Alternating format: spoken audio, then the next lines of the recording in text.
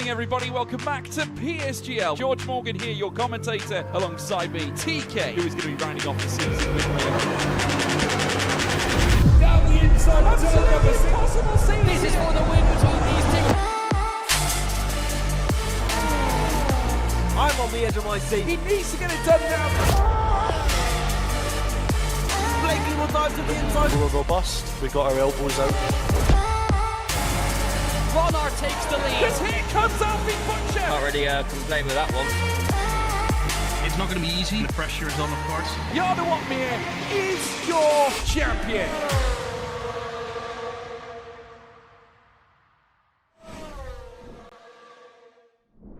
Good evening and welcome back to PSGL. It is time for round 7 and we head ourselves over to the home of Formula 1. Made its appearance the first time and the first ever race to grace us with this amazing sport. It is the mighty Silverstone circuit with its 5.891 kilometre long circuit and 18 turns to navigate. 2 DRS zones that you can use to potentially pull off that little spicy overtake. But some corners on the exit of DRS zones, I'm looking at you, Store, open up massive opportunities to move ahead on your rivals. My name is Corey Brooks, one of your 2 commentators for this evening. Join with me, it's Omi once again. How are we? We're back, it's ready for round 7. How are you doing? Here we go again, another round of PSGL PCF2 on a Thursday evening.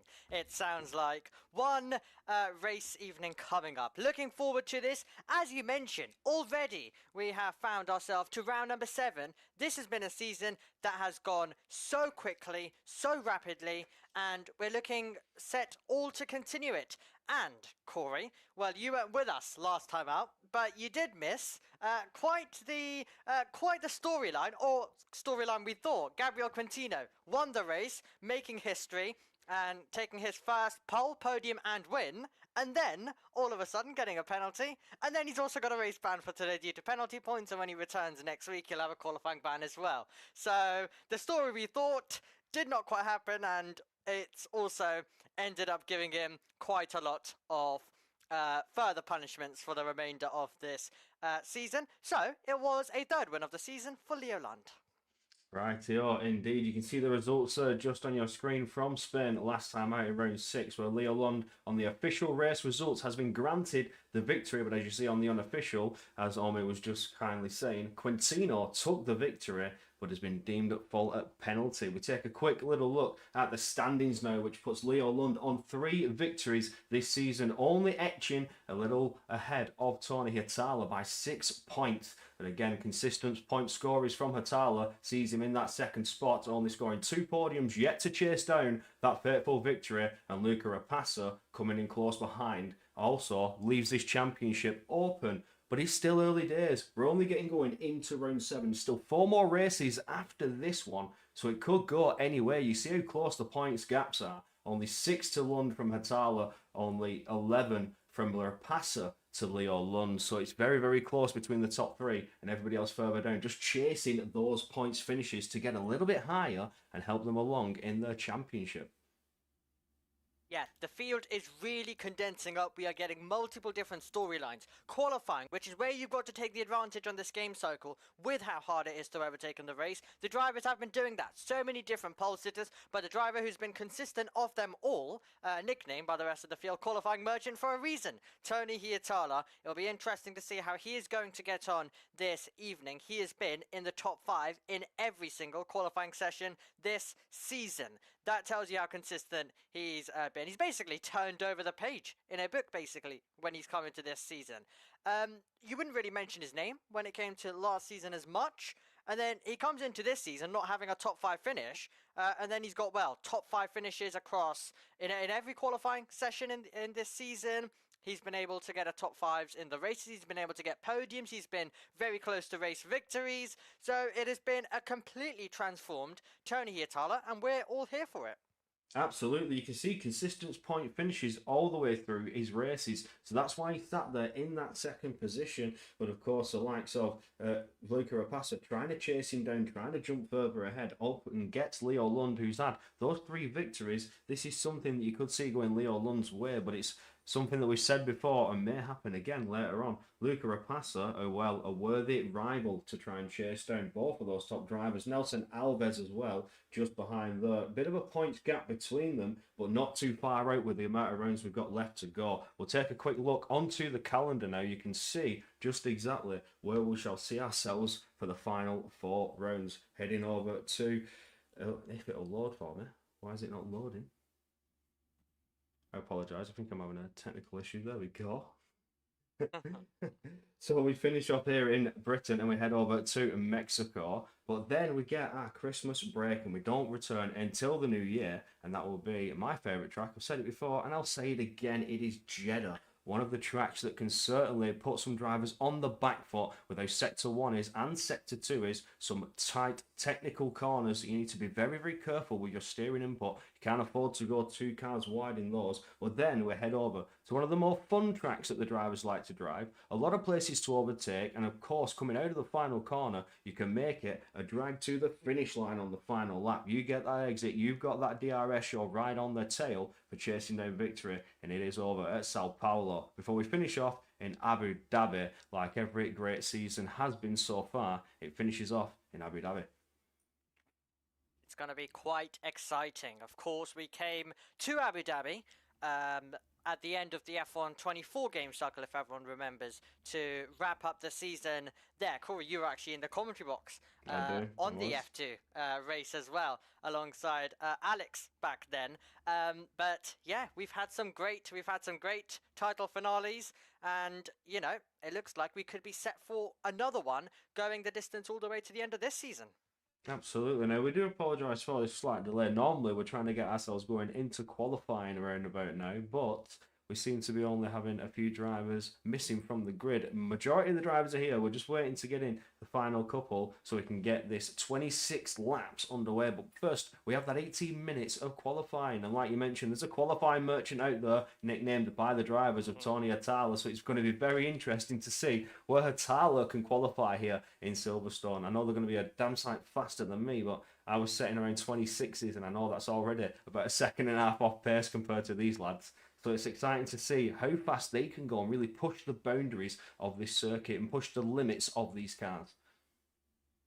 Well, at least you have done some laps. Compared to myself, who probably wouldn't be able to turn a wheel around the Silverstone circuit, let alone any circuit, to be fair. So at least you're one step ahead of me in terms of that. But yes, I'm looking forward to the professionals going at it, the drivers who are out there for a reason, who are entertaining us as well. The viewers at home, great to have your company for what should be an exciting round number 7. This season we have had it very competitive. I was just talking to Corey before we went actually on air, and it's been really competitive. We've had plenty of drivers taking pole positions, some drivers who'd never actually taken an F2 pole in their career, and then we've also increased the podium list, and the winners, we've also been adding them in as well. So it has been, while you've had a few standouts in both race trim and qualifying trim, amongst it, you've had some great fighting, which of course is what we lacked last season, where the brilliant driver of Angelo Di Ortenzio dominating, taking 7 poles in a row it was, which was absolutely wild, taking home the championship, of course, in dominant fashion. 4 wins in total, 6 podiums, and the 7 poles that I mentioned. Won that title by 24 points, but actually, it isn't the biggest winning margin when it comes to PCF2, Corey, because, well, that happened in our very first season of F2. Season 29, Samuel Bean winning it by 29 points, clinching it in the penultimate race of the season as well. And it has always gone down to the penultimate or final race. It has never been decided before that in F2 history. Wow, great look back on history there, and Di Ortenzio almost got close to breaking that 29-point barrier, maybe with one more win, it could have been the denominating factor to make the history books. But now we are about to get ourselves ready for the qualifying session. The drivers are finally lined up and ready to rock and roll, but I did only see 16 readying up, so we have 4 drivers short. But don't worry, with the level of competition you've got here, these 16 drivers can certainly bring you some mighty fine action. And as well, they also have the option to get in qualifying if they manage to fix any technical issues that they are facing. So don't discount it yet. We're getting in with 16, but we could well and truly still have a full grid when the race gets underway.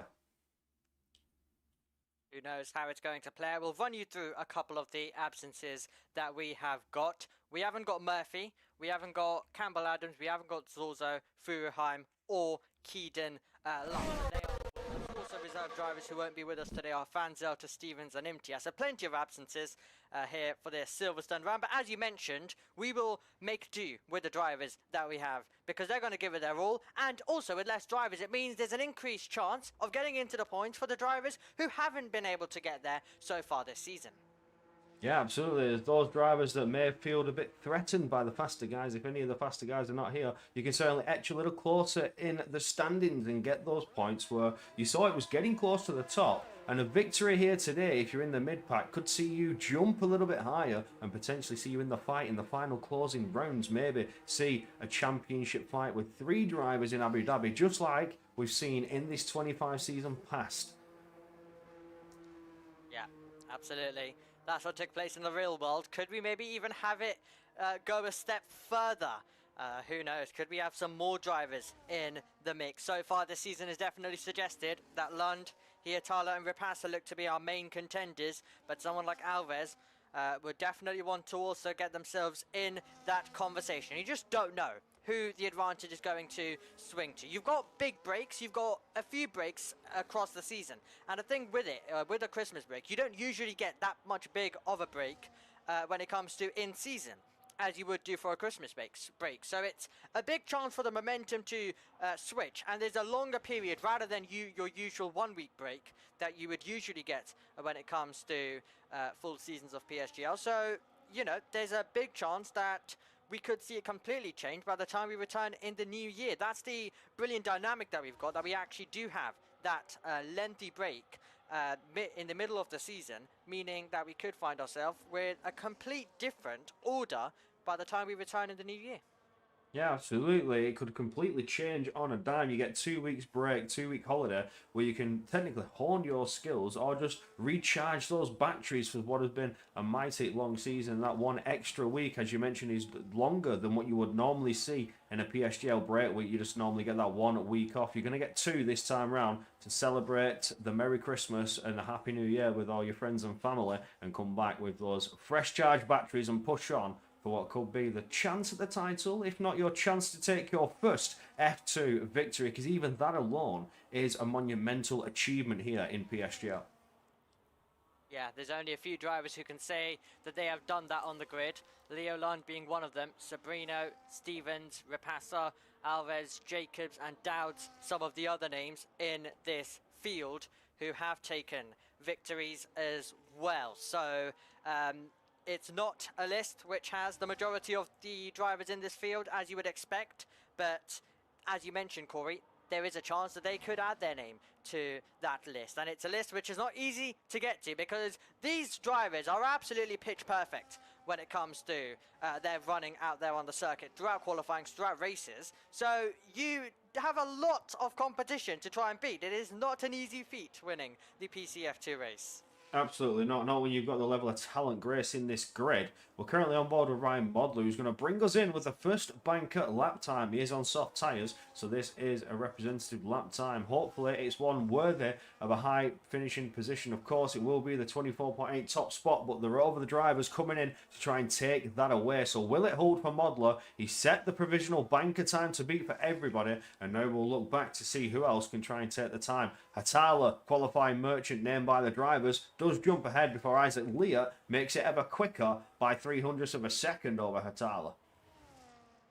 Interesting lap times. 3 on the board as of yet. That will continue to get added up with more and more drivers cutting the beam in a few moments' time. Into 4th position, we go with Sergio Sabrino. Larry Tulki just displaces him and goes ahead up to 4th position. To the top, we go with Loureiro. If you weren't with us 2 weeks ago when we actually properly introduced him, then he is coming in from PlayStation.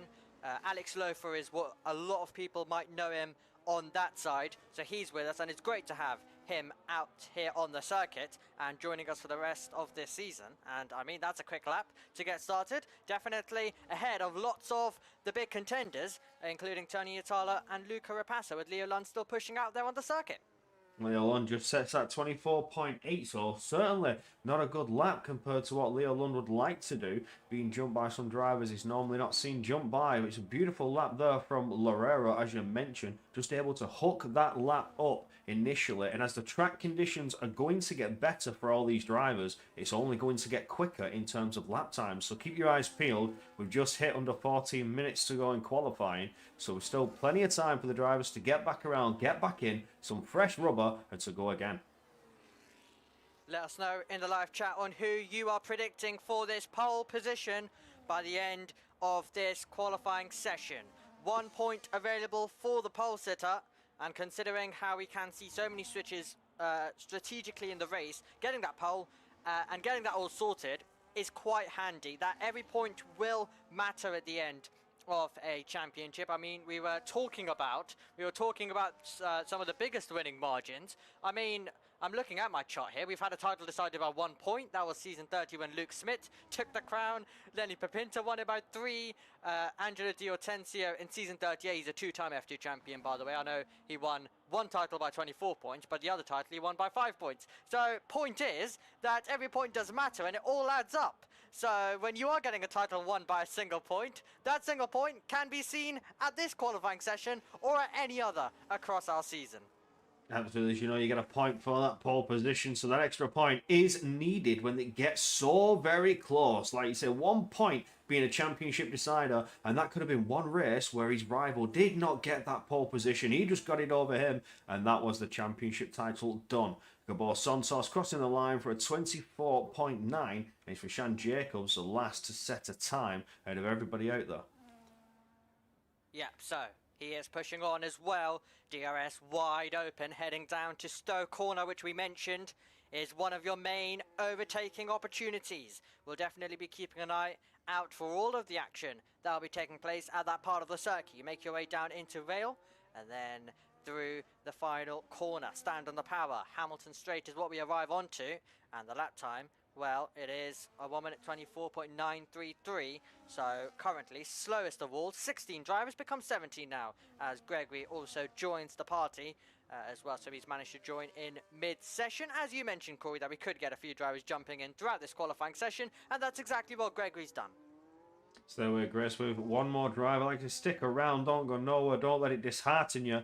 They'll come in with just a couple minutes spare to qualify, get one lap out there, and then it's all guns blazing for the race. But Gregory's come to join us, and as well, Gregory is not doing too bad in the standings. 26 points, sat in 5th position, so couldn't afford to miss this race. He's not too far off by 8 points, looking on Nelson Alves, and those 8 points could make the difference here tonight.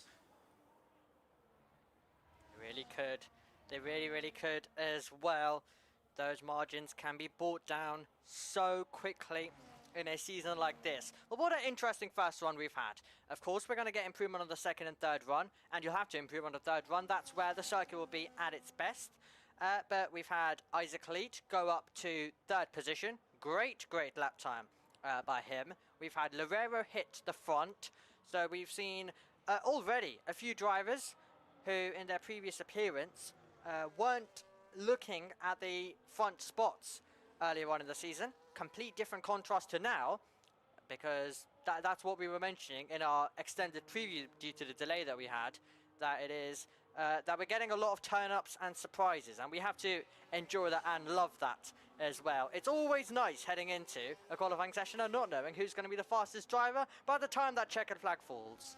Absolutely, I couldn't agree with you more. It's all about who can take that top spot and get off to the line to a beautiful start in the race, but it could go anywhere. You can't put a prediction on it, like Omi says. So many drivers here worthy of setting that time, and it's going to get close to the 10th, to the 100th, to the 1000th of a second, and that is just one corner, one good exit, a little bit later on the brake and a little bit quicker stamping on that throttle could mean all the difference in positions here. You've seen how close it's got in previous rounds. We used to say it's going to get any bigger in terms of gaps. In this round, it's not. It could get even closer in this round as Atala has found a 10th already coming out of Sector 1. This is already looking like it could be challenging for a new fastest lap time over Lorero.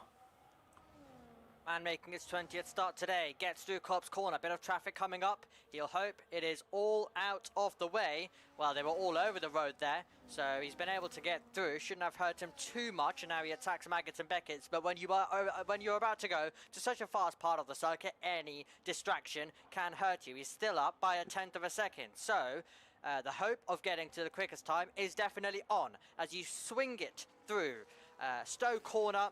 And then get ready to go downhill, back up momentarily into there. You can see he took the widest possible berth through the corner to give him a good exit round the final few turns. Tony Hietala, driver currently in P4, comes across the line and goes quickest of all. A 1 minute 24.551, and the others are on their outlaps or already pushing on as they try and respond. Absolutely, we have Rapassa coming round with his teammates at Opressican. They're going to start their laps with Tom Roberts as well. The only kick salvo you see gracing the grid. I have jumped on board with Nelson Alves at the moment. I do think we do have some lap times coming in. I just can't remember who else it was that was on an outlap at the time, but we are on board with that Gulf livery on the Williams car. I actually like that. That looks beautiful. I haven't seen that on the track yet, but I did hear that it got dropped for free, so some drivers gracing us with that, and especially Nelson Alves repping the Williams colours as you expect. Yeah, he is indeed. Can he continue then pushing on? Williams third and fourth, looking good for them. But Nelson Alves, our pole sitter from Austin, Texas, where he took his first pole in F2. Well, now pushing on once again, chasing pole number 2. In the second tier. Let's see whether he'll be able to get himself closer to that. He's lost time. He's lost time on this specific lap, so it'll probably be well, a lap out there now, but his main attention will be later on. Ranieri, by the way, has gone second place on our timing board as well in the meantime, and Bohm is in third. Yeah, beautiful laps from Ranelli and Conrad Bohm. I knew some drivers did go out to set some laps, but like I said, I couldn't remember who it was. But terrible of me, but I think we are going to get the Red Bulls crossing the line. Rapassa has invalidated to the Pressacan. We'll let that checkered flag go up into P6. Has found 0.2 of a second there. Rapassa will have to go one more time. That invalidation is going to seriously cripple him there. I think Rashan Jacobs is not. It will be his teammate Cameron Dowds, who's just hit that sector split and found over a 10th and a half up to P8 there. Yeah, Lorero though, coming over the line as well, and fourth to third, up and an improvement by 15 thousandths of a second. I mean, it was only a slender improvement, a marginal improvement, but that was one position gained. That is how much the slight improvements can get to you. Talking about an improvement, Gabor moves up to 6th position, pushing down Pressacan, and then Alves, Dowds and Leo Lund currently complete our top 10. Well, another interesting run, a run that has seen Tony Hietala go top as he tries to get another pole position. This would be his 5th if he can get there. Rashan Jacobs found a 10th, goes up into 12th position. And everybody else now coming back into the pit lane. Gregory joining late was only good enough for a 24.9. So he's at the bottom of the field by almost a 10th of a second. So needs to really push the limits now of the car. Get warmed up. You missed your first lap. So that was technically your first lap. Your second lap has got to be better than that. That's certainly not respective of Prezibel's pace at all. We've seen Prezibel in some fights in the mid-pack, certainly challenging overtakes on previous tracks. So who's to say he can't do it here? Needs to really find some time there. I mean, he was challenging for the win in Australia, and he lost it on the final lap. So we know that, you know, his pace is used to be at the front. Which we do have to say, probably he was an absolute master of that circuit as well. It's his home circuit, so he probably always wanted to do well. But we have seen, and he proved in that race that he's got the pace to control races, dominate races, lead it, even though he lost it, which, you know, he lost it with one sector to go, having led every single other lap of it in terms of the net lead. I think he showed his brilliance that day. A driver who was momentarily last earlier on when we checked in with him was Rishan Jacobs. He's improved a couple of positions, by the way. He's now 12th, so he's found the improvement. He's just behind Luca Rapassa, of course, the driver who is P3 in the championship fight. So not looking too good for him. And then, I mean, directly in front is the championship leader, Leo Lund. So right now, it's definitely looking like Tony Itala is putting together a great qualifying and is way ahead of his other rivals. 3 minutes to go, and we've already got some cars about to make their way out onto the circuit now as we get ready for the final run. We do have Tom Roberts gracing us out in that shiny neon green kick salver that you shan't see any longer next year, which is quite unfortunate. But in the game, still going to be sticking around for us for a little bit longer, so you'll still see it when you come over and join us here in PSGL for more of this mighty fine qualifying action where the gaps are getting very, very close. If you just look at Renele, Larrero, Conrad Bohm, Isaac Leah, Santos, for example, all within a tenth of a second. Then just outside of that, Presican, Alves, Dowds, Lund, Rapassa, all within a tenth of each other as well. That's just how close the limits are here in this qualifying, and the drivers are looking to scrape every ounce of time that they can. Tom Roberts right now out to the track looking to gain tenths, not hundredths, not thousands, tenths in this to get ever higher in the qualifying. Needs to get a minimum of 2 if he wants to see that top 10. So let's see what Tom Roberts can do now as he gets the heat into those tyres heading towards Corpse Corner. Absolutely. You've got drivers who are in the topper ends of the field. They have a different goal. You know, they've already set such a great lap.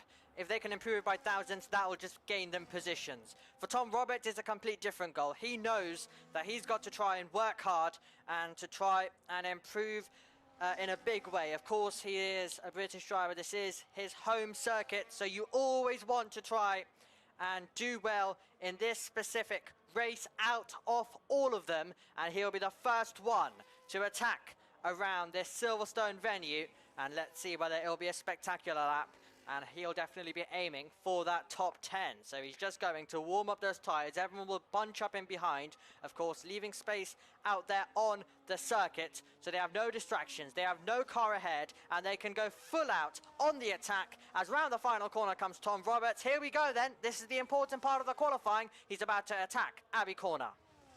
Here we go, let's download Tom Roberts just for a little bit, go through sector 1 to see if there's any time scraped out of this barrel where he finds himself at the bottom as we come through Village, back around the loop and gets his foot down, get the power down. You need to swing it round to the left before you're aided with DRS. Did you get the exit? Can you keep the time, or have you found any time as he hits that sector 1 split? Just about 11 thousandths of a second gain. So it's very, very close. Very fine margins for Tom Roberts. Needs to pull out a master sector 2 and a master sector 3 if there's any improvement to come his way. Hitala is just lurking behind. Let's see if there's any improvement on Hitala's lap as we get going through sector 2. Sector done for Tom Roberts. He knows he has to now push.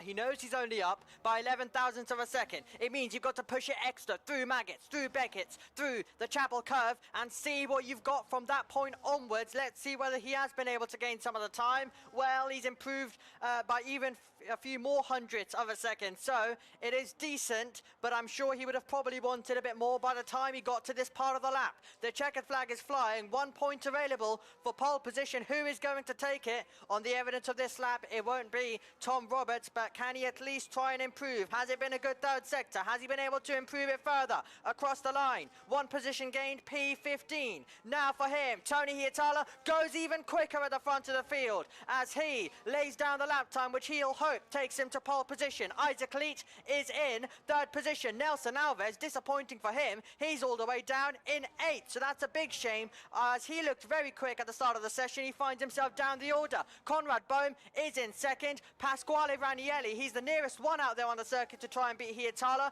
and as he makes his way through that second sector, he is up by 600ths of a second. He'll need to gain a few more though if he wants to improve, as he tries to also go for what would be Tony his first ever pole in F2. So it's Hietala, Bohm, then Ranieri, then Leach, Jacobs with a good lap. That's a great lap for P5, considering his recent qualifying form this season and on the game. Pasquale Ranieri trying to find the third sector of his life to get to pole. He's missed out. He's improved by 67 thousandths of a second for the front row at that moment, but Loureiro's taken it away.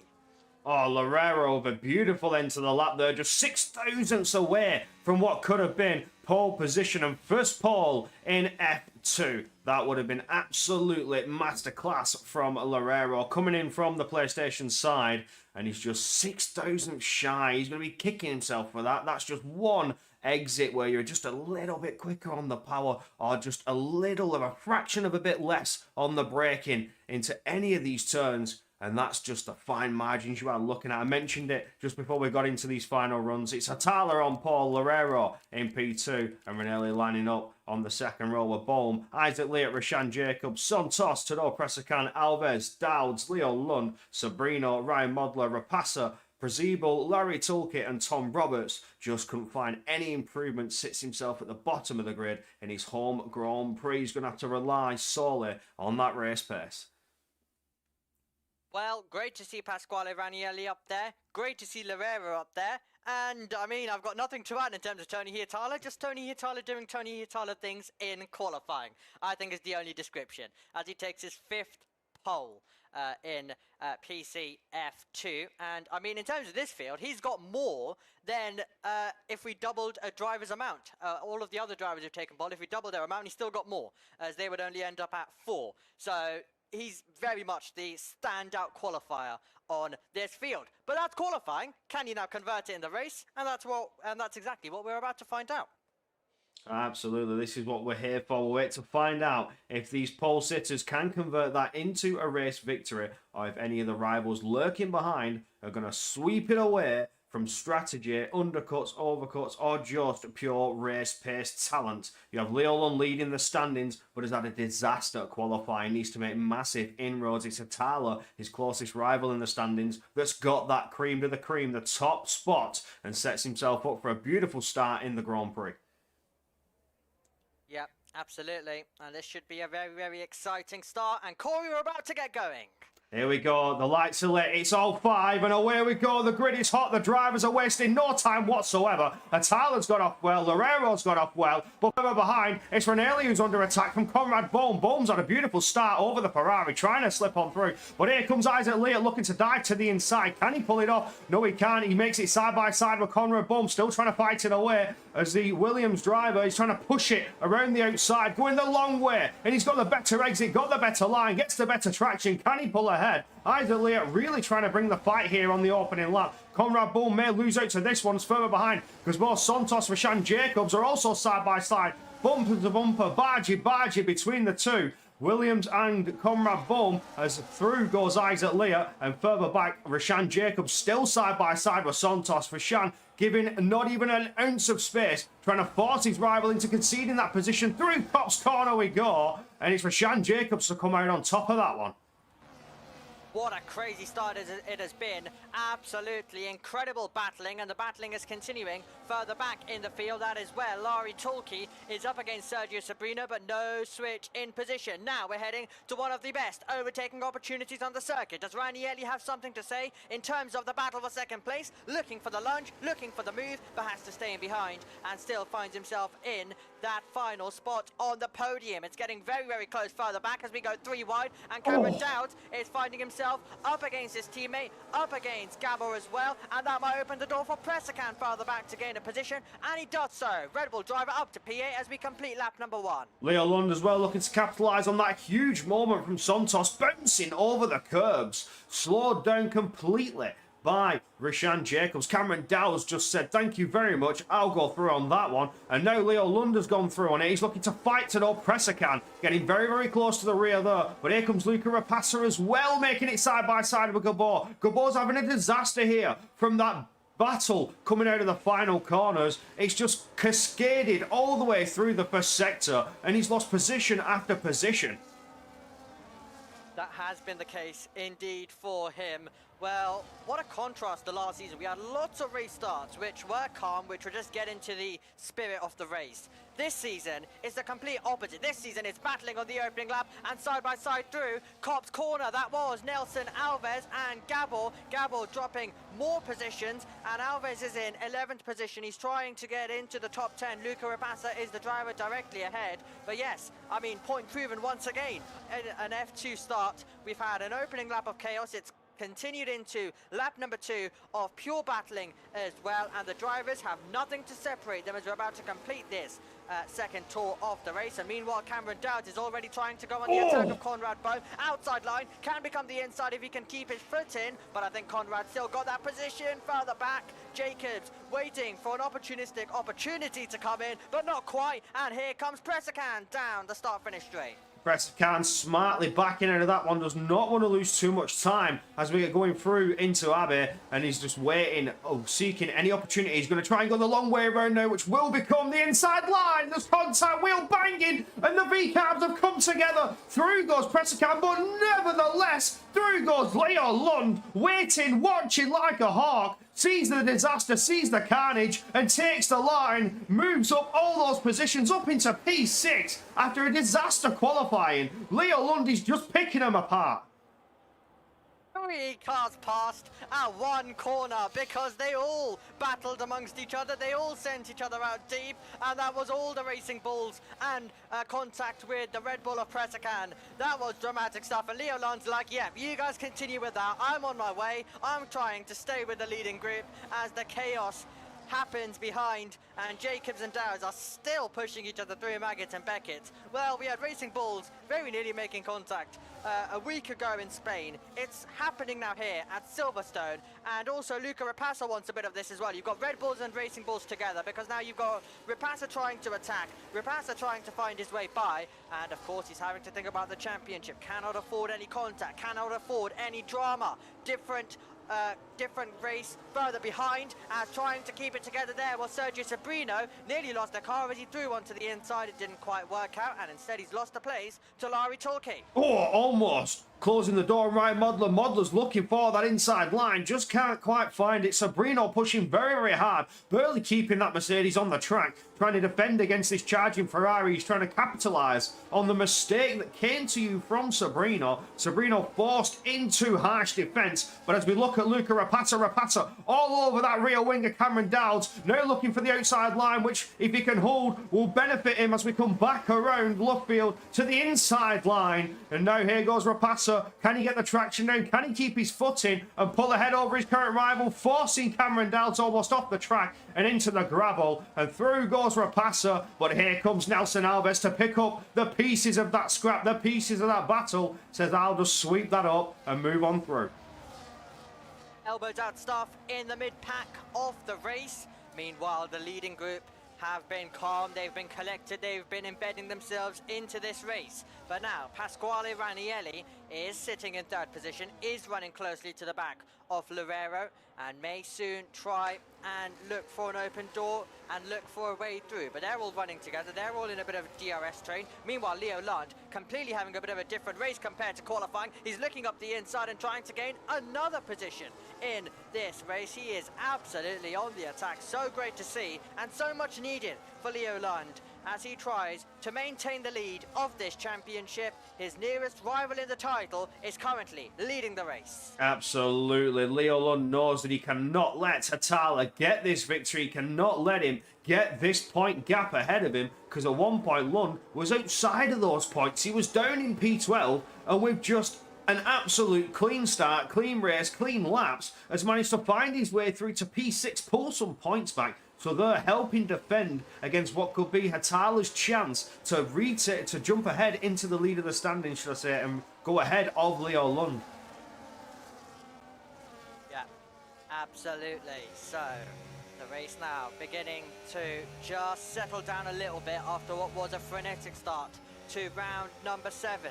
But we've still got the pit stop race to come. Once the pit stops are done, then you're going to see more of the racing we were seeing at the start, because that's when the drivers know they are in this position until the end, barring any safety car. Last season, by the way, we did have a safety car that spiced up and changed up the race one season ago, season 40. So you always have the chance of that, but there is no guarantee on this game. Luca Rapassa looking for a way through further back. He's trying to get past Rishan Jacobs. Can he send it around the outside? Jacobs will always get the elbow out, and they're still going to be running wheel to wheel. Rapassa can't get to the inside, has to switch late, has to go the long way round, or at least attempt to, but he can't do so, and it may leave him vulnerable now to the driver of Nelson Alves trying to get to the inside line. They're banging wheels as they make their way down Hamilton Straight into Abbey Corner. Red Bull versus Williams. Off the road goes Rapassa, still keeping the foot in, and Alves will get the inside line for the next corner. Rapassa has nearly run into the back of Jacobs, and Rapassa's got ahead. Alves though with a late lunge once again. He's really trying to fight this one. You can tell this is personal between the drivers who are third and fourth in the championship battle, and this will continue down Wellington Straight now. Absolutely, Nelson Alves, beautiful to try and switch it back to the inside line. You have the inside line on one corner, switches it to the inside line again, really putting Rapassa under pressure. Alves is bringing the fire, bringing the thunder, and wants that position, wants to move on through over the Red Bull, and has had a beautiful run there coming out of left field on Woodcock, up towards Corpse Corner now, still not looking for an open door or a lunge. May wait once again till we get out of DRS and into Stowe Corner. That's where all the action is coming your way. It seems to be the better place for overtaking, as you expect. You can hold the outside line, try and keep your car there side by side down in towards Vale, and get to the inside line once again and swing it round Club, and there the position is done. But if not, try and get through in Stowe alone. And Nelson Alves sits behind and waits one more lap. But further behind that, you have Gabor Santos getting very racy with Cameron Dowd. He's going to dive it to the inside, puts a bit of pressure on, making himself large, looming in those rear mirrors. This is getting interesting now. The drivers are starting to get a little bit more aggressive here as we start to enter the what would be known as the pit stop phase. Is it a two-stop? Is it a one-stop? The drivers are constantly thinking about their strategies, and Cameron Dowd has got a lot of pressure from Gabor Santos behind. Gabor wants that position, and he wants it now. Does indeed, and such an important point that you're mentioning at Stowe Corner.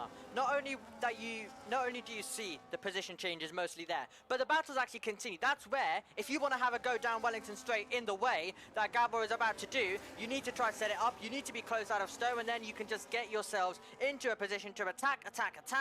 And Gabor, well, he's at least trying to do exactly that, but there's no way through. There's no way by at the moment. What about down the old start finish straight? Can he get close? Can he get to the inside line?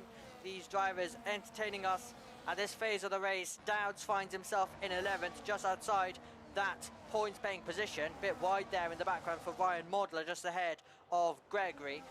Everyone, by the way, on the medium compound of tyre, bar Tom Roberts, who is on the hard. He is running at the back, and he is just sitting and sticking with the entire train. That goes down from first all the way down to 70. No gaps have developed here on lap number 7 out of 26. No, an absolute massive DRS train between all drivers. We did have a brief moment of a DRS break when Leo Lund managed to move through on that V-carb disaster, on the Racing Bulls disaster, I should say. They're no longer a V-carb, are they? But that contact between the three drivers, there was a brief 1 second, but Leo Lund closed that out sharpish. And he's just following on now and sat there in P6. I think strategy is the way Leo Lund's going to go from here. He's not managing to make those inroads. The drivers are playing it a little bit more cautiously. And of course, they're in the tyre management phase. This is where they need to manage, see how long they can go on these mediums, keep those hard tyres as fresh as possible. But you've also got to think, is it an undercut a factor to play here? Is undercut something I can go for, as we see Luca Rapassa just move up on the timing table ahead of Rishan Jacobs there, going through Brooklands. Yeah, a bit of a quick move there, wasn't it? In terms of, you've seen battles that have had a build-up, that have lasted long, and then finally we've seen a switch in position.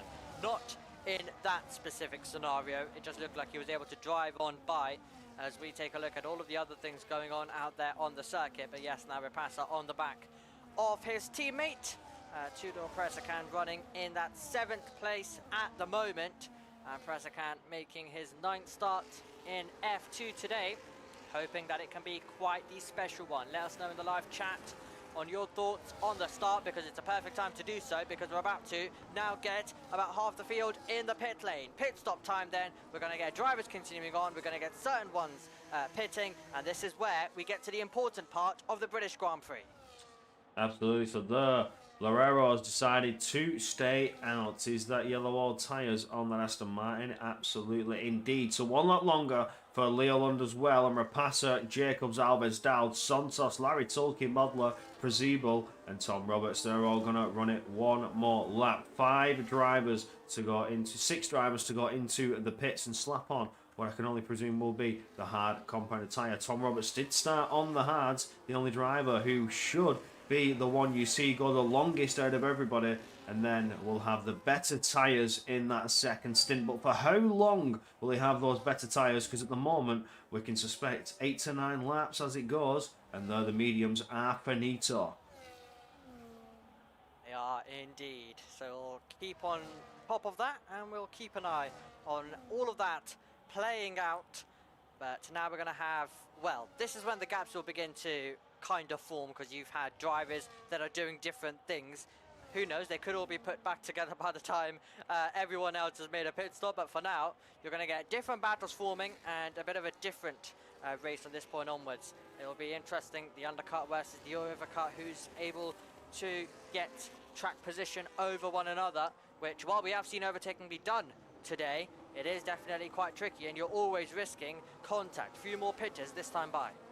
Yeah, Leo Lund once again, one lap longer. Luca Rapasa close behind, chasing down, but now you'll see the gap start to open up, a strategy start to form. The huge DRS train of 17 drivers has finally been completely broken up. Huge gaps going to start opening up, but now you see the pit stops. Those that have done the first lot of runs start to hit that start-finish straight, and the rest start to come out of the pit lane now. So they'll start to close up gaps, they'll start to get back within one another as we get going into the second stint. But Leo Lund and Luca Rapasa leading the way so far, yet to box. Maybe they'll come in this lap, maybe they'll go one lap longer, but they will have the best tyres out of everybody when they eventually do decide to come in. As likes of Cameron Dowd's Tulke as well as Prezibel, and Tom Roberts will be on the better compound out of everybody.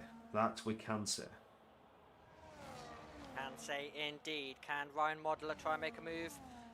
Last positions on the circuit as of this moment in the race being fought for, and Sabrino stays ahead of Modler. Just a half look by the Ferrari man, who, well, had that half look and couldn't do anything with it. So he's going to sit in behind and wait for some form of a chance to come. We've seen another switch that's higher up in the field. Roberts with the mediums fading away for the drivers around him, and the hards now beginning to deliver the grip, and he's managed to make the move, as we see Dowds and Tulke, the next two, who also joined the rest of them, who have made pit stops. A lap longer for Lund, a lap longer for Rapasa as well, and also for Gregory, Prezibel and Tom Roberts. We'd expect to go long anyway due to the hard compound of tyres he already has on. Yeah, so he's currently just trying to close up to your net lead runners as it goes. Everybody else is currently exchanging positions up and down as we see the pit stop runners of Cameron Dowds and Larry Tulke. But for now, it's Tony Atala who is the race leader out of everybody, because he's done his pit stops. He's going to the end now, and he's got Ranelli, Loureiro just close behind. Outside of that, you start to see the gap from Conrad Bohm onwards to Pressakan and Rashan Jacobs, but they've got a bit of work to do to try and close back up. Absolutely. So that is how the race currently looks. We are just about 2 laps away from reaching half race distance here at Silverstone, and with most of the pit stops now done, we are going to see quite the exciting racing all the way until the checkered flag.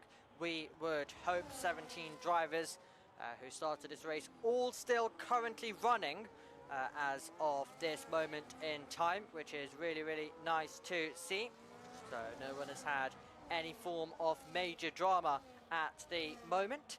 Nelson Alves closing in on Rishan Jacobs, gets to Carlent's level behind, but just not able to fight his way through out on the circuit. So that gap still remaining closed, but those two trying to basically push themselves towards that leading train, the leading group that is ahead. We'll jump on board with Nelson Alves now. May have another chance to try and fight on his current rival, Rishan Jacobs, ahead. It's been quite a battle in the opening laps between these two, as they were scrapping away in the first opening laps. And of course, then Rashan Jacobs had that unfortunate incident with his teammate, and everything now looks to the future. Rashan Jacobs trying to pick up the pieces and regain positions lost. And pit stop strategy done and dusted. Will move up quite a few positions, expected to be in P8 when the front runners actually do come in and do implement their pit stops. 23 seconds average for a pit stop here in Silverstone. So I expect a minimum of 23 seconds loss. Absolutely. Luca Rapassa alongside Leo Lund, and two of the contenders for the title. Wheel to wheel, not for long. They're not going to battle it hard out at this stage because they know that they're coming into the pit lane now. They can't afford to lose time battling with each other. So they dive it in. They now make their pit stop. They'll have fresher rubber, and then they plan to go on the attack and then battle it out in the final stages wherever they may find themselves. But sometimes in these races you have to think strategically. You can't just always go for those crazy dive bomb moves and crazy overtaking opportunities, because you're going to compromise each other's races at the end of the day. You're both going to suffer and you're both going to have harder work to do. So you, at some point of the race, you see the drivers, even if they may be the biggest rivals, work together just that little bit more than possibly what we're used to seeing them do. We see Luca Rapassa and Leo Lund join back at the back of the grid. So overcut certainly not a strategy. Undercut certainly works wonders here. Tony Hatala leading the way apart from Tom Roberts and Prezibel, but you expect that. And as we mentioned earlier, there was gaps in the DRS. Those gaps have well and truly disappeared as we look back to Larry Tulke. Ryan Modler scrapping it out there in Brooklands. Back around left field, it's Tulke with that position. It is indeed. So Tulke is able to get that position out there on the circuit, as you mentioned, Corey.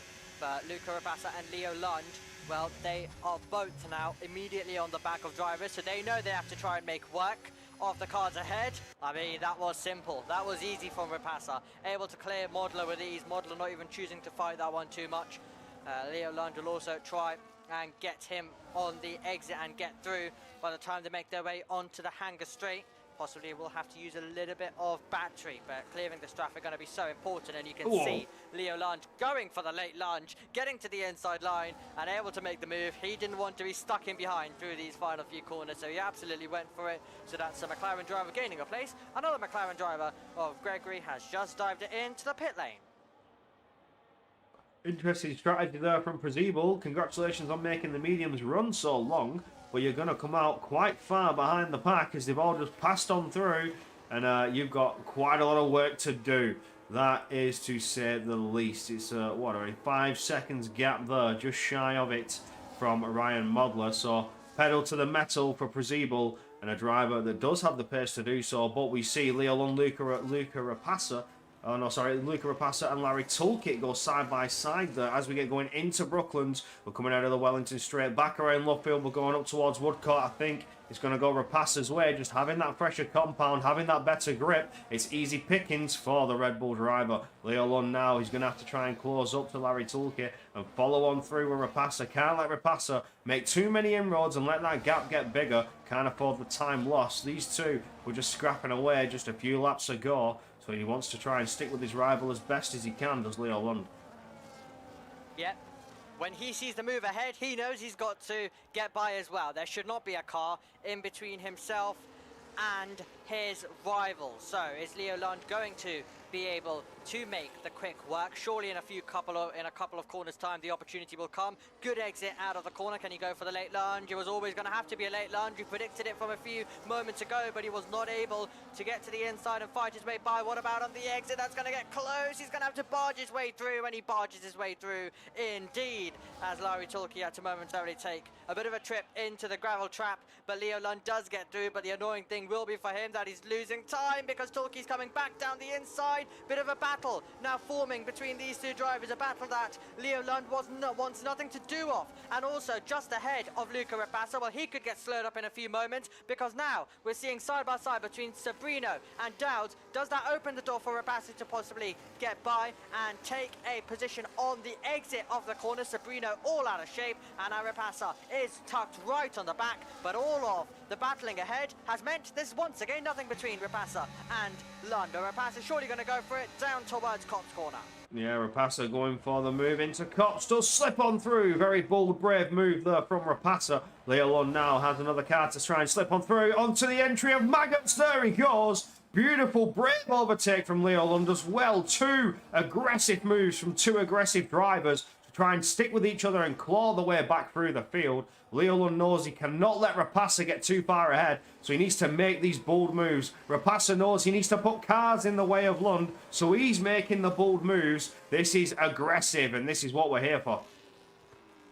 Anything you can do, I can do better, says Leo Lund. A brilliant move at Cops, followed by another move, this time at Baggett and Beckett. Out of the race we go with Sergio Sabrino. He's retired into the pit lane, by the way, so he finds himself out of the contest, getting the penalty and making his way into the pits, and he is our first retirement of the race. Sabrino's had enough, says bye-bye, but further ahead we have Cameron Dowds fighting away with Gabor Santos. Santos trying to go around the outside, trying to go the long way. Can he slip on through and get ahead of Cameron Dowds? Dowds is not making this easy. He's certainly going to bring a scrap on as there goes defensive of the Alpine of Gabor Santos into Brooklyn. So we go, it's going to switch back around left field, and Dowds has had to back out of it a little bit. He's going to end up backed up into Luca Rapassa. Rapassa, can he get the exit and try and push on through? Another move into Woodcock. Sorry, I've got that confused. It was Cameron Dowds who fought back on Rapassa. Rapassa's now going the long way round into Cops corner. Forced off the track, left a little bit less space than he would have liked from Cameron Dowds, but Rapassa does move ahead. Is that a track limits warning to be slapped on the wrist with? Who knows, it definitely could be, and Leo Lund should be able to get by. Bit of a compromise line there for Cameron Dowds, and Leo Lund does slip on by easily. Now does Larry Tulki find his way by as well? Meanwhile, Tom Roberts has finally decided to come into the pit lane, and Larry Tulki was trying to go all the way around the outside, but not going to work. Right over there. Meanwhile, Luca Rapassa is getting himself in another fight where he can't actually make the overtake. So now Rapassa and Lund are back together on the circuit, and this is exactly what Leo Lund will want. The gap ebbs and flows. That is usually the way it works. Rapassa's going to try and make the move now. Any second, it'll be a send round the outside. Doesn't elect to go for that inside line because he knows that will become the inside by the time he gets down to the loop of entry, and now he'll stand on the power. They'll be side by side when we get down to the Wellington Straight. It's already been close between these two drivers and an Alpine today, and talking about the Alpine, it's inching back ahead of Gabor, but Rapassa later on the brakes, and Rapassa takes the place. Now, how quickly does Leo Lund follow through?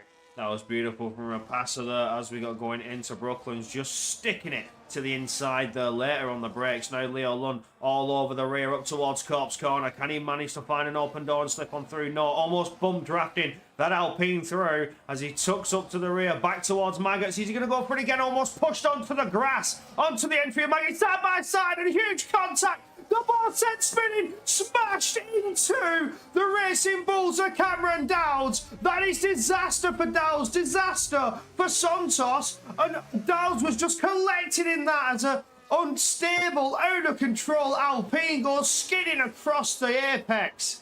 Disaster though. How we don't have some form of virtual safety car, I do not understand. There's got to be debris on the track from Dowds' wing as he fires it into the pits and retires instantly. Fuming, absolutely raged out from that, and rightly so. Yeah, a case of a car coming back onto the circuit out of control, and other drivers, I mean, Maggots and Beckers, there's really nothing you can do. You're turning left, right, and it was always going to happen. It was always going to get to that territory, and, well, something that we've seen a lot that has happened in PCF2. Meanwhile, though, the drivers will continue on with the race that are still running. Luca Rapassa was just ahead of all of that chaos unfolding, and Leo Lund now will try and just attack Luca Rapassa, but that was quite the crazy moment as we made our way through that part of the racetrack. Nelson Alves, by the way, trying to also set up a move on Rishan Jacobs, so it is really getting closer and closer between them as they make their way through out there on the circuit. But what a fantastic race it has been so far. And it looks like it's going to continue. That's close between Gregory and Ryan Modler, and the only driver with a penalty is able to fight away by. Beautiful stuff there from Prezibel, really late on the entry, just firing it through into Magas, and is now not under any threat from behind. Leo Lund with that disaster moment with Gabor Santos sending Santos out of control and flying off into Cameron Dowds. Is looking to try and put the pressure back on Rapasa. These two have been going at it for quite a few laps now, trying to one each other up with aggressive overtakes. Leo Lund now trying to close right up, but Rapasa's the one who's closing up to Nelson Alves. Alves is forced into attack. Needs to attack Rishan Jacobs to the inside. Rapasa's waiting, lurking, looking for an open door. This battle can certainly give him an open inside door. He goes for it, but the traction's down for Rishan Jacobs and Alves, and they hold off Rapasa for just a little bit longer. This has allowed Leo Lund to potentially have a move on his rival. Looks to the inside, can't get it. He's forced Rapasa to push to the inside on Nelson Alves, and they're 2 by 2 almost as we come back around Lovefield. Can Leo Lund find an open door? Rapasa's trying to squeeze on by on Alves, still side by side. Hard action out of Woodcock we go. Will they keep it side by side to Cops, or will one of them back out of it? Rapasa's through, Alves playing it smart, may have opened the door for Leo Lund now to go on the attack. Here he goes side by side into Maggots, but this time it's done ever so cleanly and no contact with the Williams. A bit more car lengths ahead this time. By the time you hit the apex for Maggots, the race starting to come alive. Battle for third position. Isaac Leach having to defend, or at least having to throw a defensive shape. That's the first time we've actually seen a bit of a close moment in the higher ends of the field after the pit stop phase. Meanwhile, that is very close up the inside line. Nelson Alves up against Larry Tulkey, and Larry Tulkey spins in the middle of the circuit. Alves is slowed up as well. Having to take avoiding action was the Ferrari of Ryan Modler, and once again it got to a moment of brinkmanship, and there was contact made at the final part of the lap.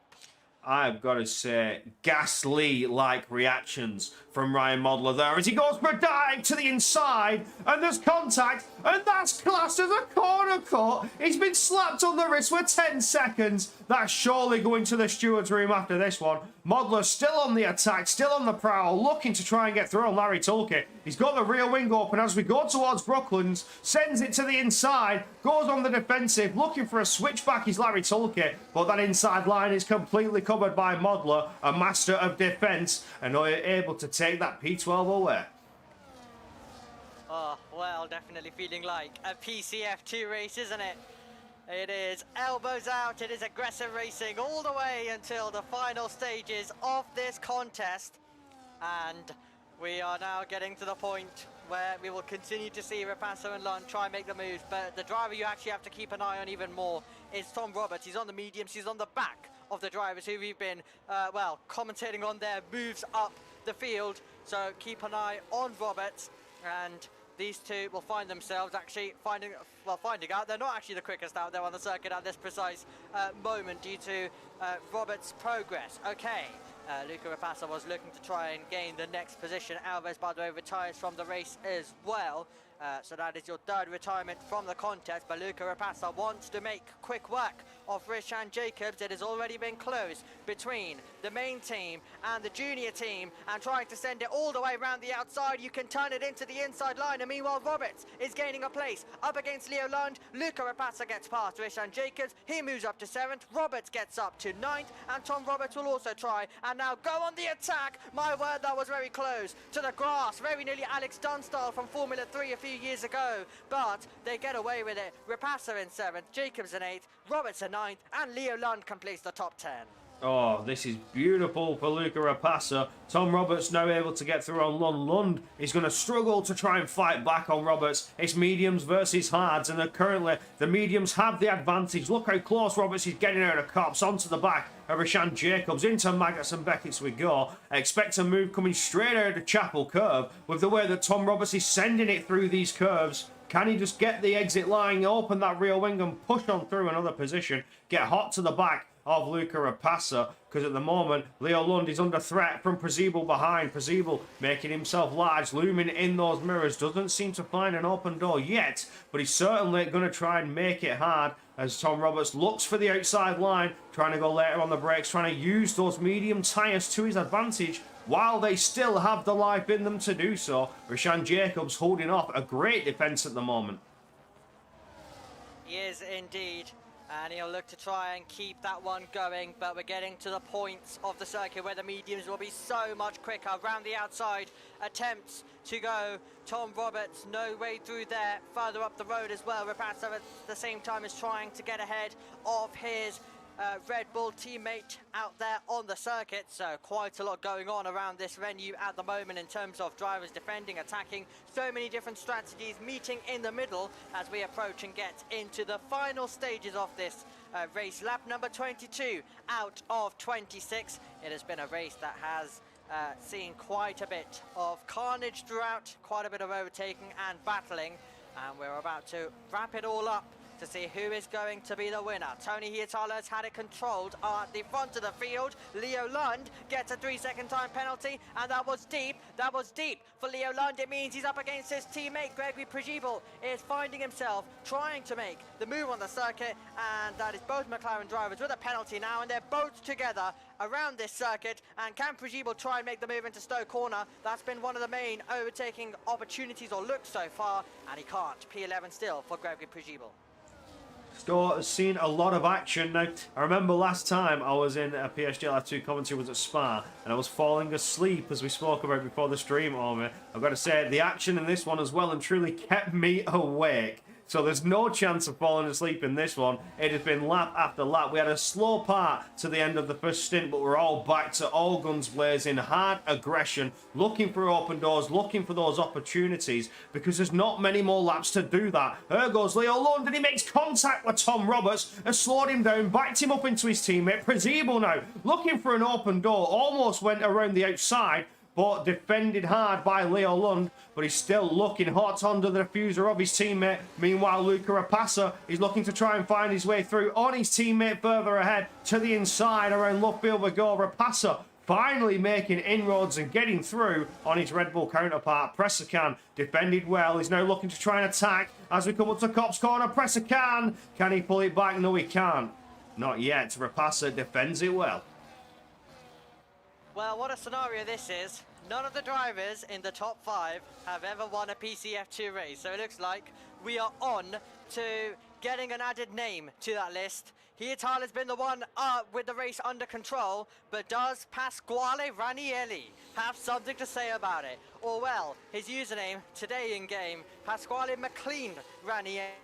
He's definitely been driving clean today. Will that leave him to the top step of the podium by the end of 26 laps? We're about to go on to lap number 24 out of 26 around Silverstone Circuit. A battle forming up for the race win at the front, battling absolutely everywhere else as it's been across this entire race. And we have to go back to Tom Roberts, because of course he's going to be attempting something by the time he gets down to the braking zone. Up the inside goes Roberts, and that is 8th position. Next up, Tudor Pressakan.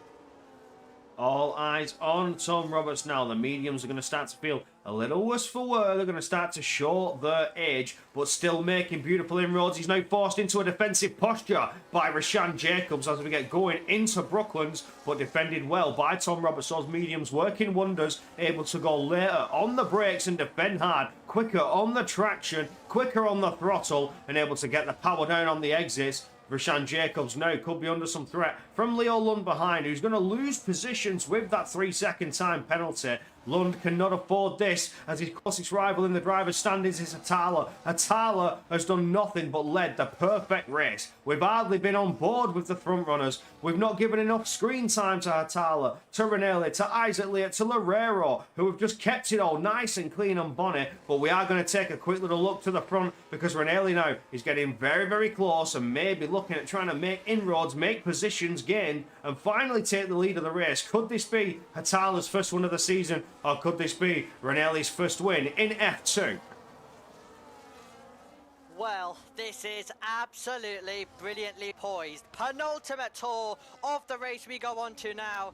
Ranieri, you can tell he has unlocked something. He is really going for it at this precise moment in time. He's desperate to get himself onto the top step. And these are two titans that are about to battle together on the circuit. This is going to be exciting stuff. 2 more laps, including this one, to go. Perfect time to let us know in the live chat on who you think is going to be coming out on top. But it's all about following closely, making sure that you've got the battery all saved up as well, because you're going to have to deploy it. You're going to have to give it all down towards Stowe Corner when it comes to the final lap of the race.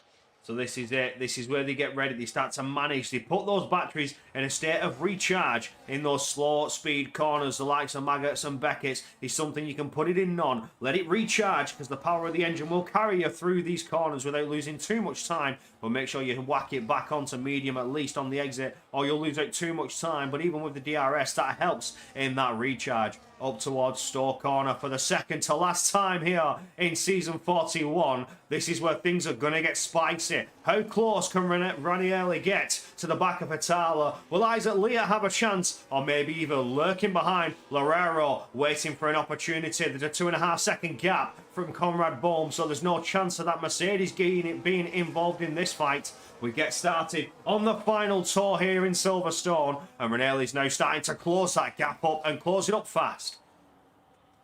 He really is. Okay, who's going to take the win? They're getting so close together. Ranieri basically pushing Tony Hietala through. Are we heading to a first victory in F2 for Hietala? Will it go the way of Ranieri? Will there be drama? And it could end up going the way of Leach or Loureiro. You've got 4 drivers in the mix. 4 drivers chasing their first ever victory in PCF2 today. And we now make our way through some critical traction zones in the context of who is going to win this. I can definitely see a battle possibly forming for third in terms of Loureiro possibly having an attack on Leach, but now you've got to use a bit of the battery. Ranieri will need to make sure he's close. He'll need to make sure that he's got the opportunity. We send it through. Copse Corner now, about to go through Maggots and Beckett's critical corners in the context of who is going to win this. Tony Hietala has had the lead. He's had control in this race all the way through, but is this going to be the moment where Pasquale Ranieri will be able to take it away? DRS wide open. He'll be getting closer to the Haas driver, who knows he's got to defend. Down into Stowe Corner we go, and Pasquale Ranieri cannot get close enough,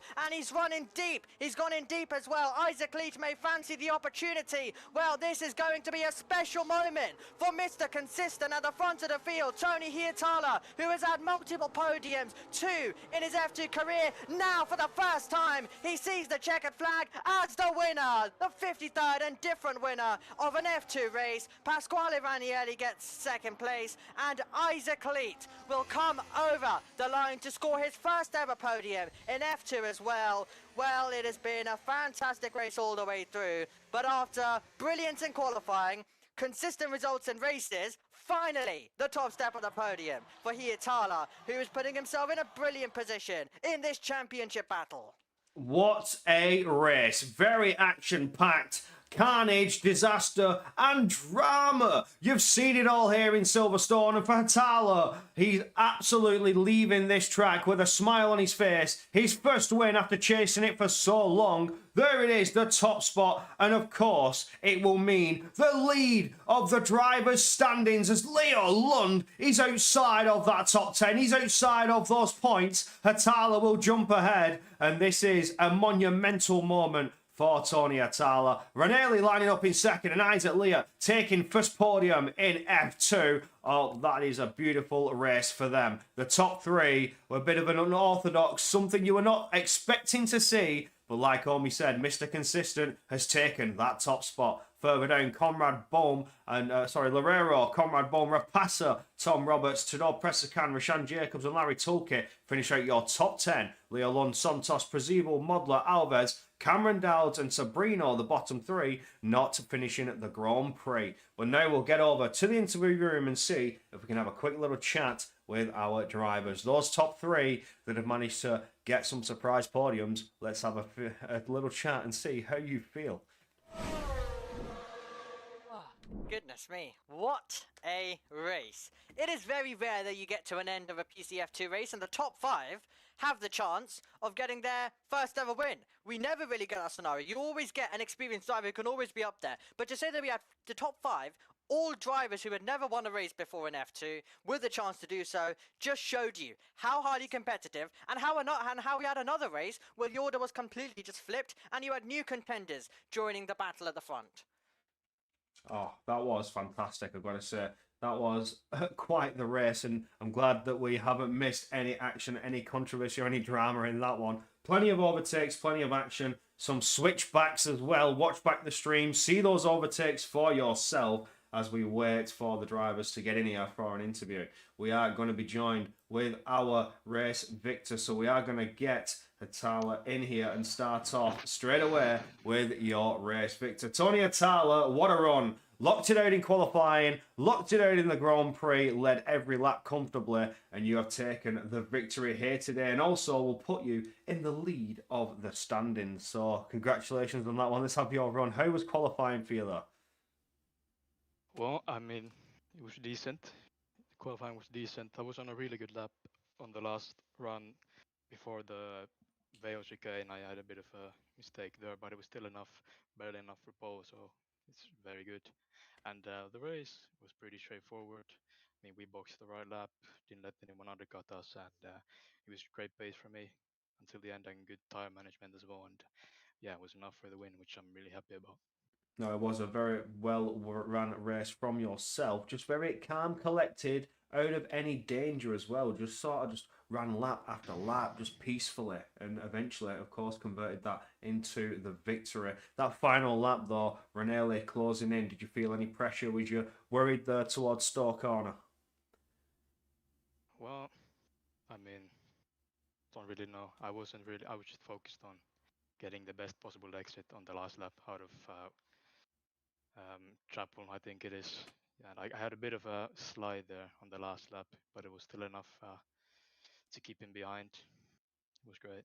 I had a bit of I was so relieved after Stowe on the last lap because I had that slide. I thought he was gonna pass me. It's like it was a very good feeling. No, absolutely correct. And of course, congratulations on the victory and congratulations on taking lead in the standings. And we'll hope to see you pull off something like this again next week in Mexico. On to you, Orme. Any questions from yourself? Well, nothing specifically from me, Corey, but congratulations, Tony. An absolutely incredible performance and a first race win for you in F2. So you lead the championship and you've got a great season ahead. I can already tell with the way it has gone. So well done, and we hope to be speaking to you more often across the rest of this season in the commentary box. Thanks, guys. And I think that's going to do us for our interviews. We just have the one driver, Hatala, joining us here tonight. So, again, a huge congratulations to your race, Victor. And Silverstone has certainly set the bar high for Mexico next week. Mexico, again, one of those tracks that can open the door for some spicy overtakes. Sector 2 can get a little bit tricky in those S's, Orme. So, are you prepared for that one just as much as I am? Well, we've had drivers getting very close to contact at corners like Maggott and Beckett, so, even though that usually you would suspect is a single file part of the circuit, but not in F2. Not in F2. Someone's going to put the nose in there, and we're going to get side by side.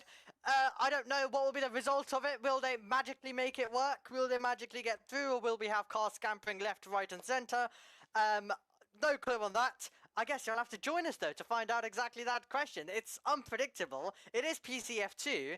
You may be on a game where it's hard to overtake, but, the race leader, you can tell, Tony Atala, how difficult it was and how he really had to get the exits all sorted and how he thought he was going to lose the race lead. He got through Stowe and he could then relax. He was like, well, I've made it through the overtaking opportunity. I've done the hard work. And I mean, you can tell how Tony Atala, I think you could tell really with the way that he's talking, is that he's very much not over-exaggerating this. Lots of other drivers would probably come in absolutely shouting with celebration as well. But he knows, okay, yes. So he's coming to this season, he's got his first top 5s. literally that's already a big achievement. He's got his first podiums. He's got he had pole positions already, but he's got his first race win. But he knows his goal this season is that title, and he's putting himself in a good he's putting himself in good stead for that. So he's doing a really good job, I feel, with the way he was able to conduct that interview. And you can tell that he is very much in control and knows that he can't get too excited too early. He's just got to take this step by step, and I think that's a great approach. So I'm really looking forward to now seeing Hietala. And, you know, that's a win, but it doesn't always have to be wins. If it's those seconds and thirds, that could bag you the championship.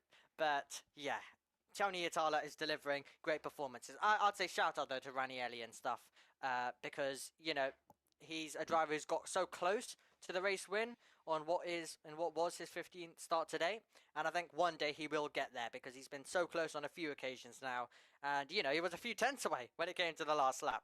Fantastic PCFT racing. Absolutely, that was a fantastic race. Now, again, like you say, hopefully we see more of Hietala because he's got that championship on mind. He's leading the standings now. He's had a good race and certainly doesn't want to get too excited, like you said. Doesn't want to jump the gun. Doesn't want to let the adrenaline overload and get that ego going a bit too high. He's going to stay calm and collected and focus on what's important. But from us, that is all. And we shall see you next week for the Mexico Grand Prix before we say happy holidays and have a happy new year. But do not miss out next week. As you saw here in Silverstone, the racing is mighty fine, mighty aggressive. So who's to say you won't see the same in Mexico? But for now, bye-bye.